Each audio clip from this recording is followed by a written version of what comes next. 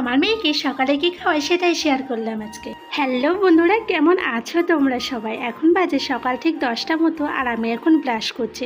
না আজ কিন্তু আমার অনেক তাড়াতাড়ি ঘুম ভেঙে গেছে, আর উঠে সমস্ত কাজও সেরে নিয়েছি। এই যে দেখছো জামা কাপড়গুলো, এগুলো অনেকক্ষণ আগেই ধুয়ে রেখেছি, কিন্তু এই দুষ্টুটার জ্বালায় মিলতে পারছিলাম না। মা যেখানে যাচ্ছে তাকেও সেখানেই যেতে হবে। এরপরে চলে এলাম রান্নাঘরে। এখন বানাবো সোনামার খাবার। আর সোনামা কিন্তু মাখানা খেতে ভীষণই ভালোবাসে। ও এমন গোটা গোটা মাখানা একা একাই খেয়ে নেয়, আর নিচে দাঁড়িয়ে এখানে যা জিনিসপত্র দেখবে ও সবই আমার হাতে দিয়ে দেয়, খুলে দাও।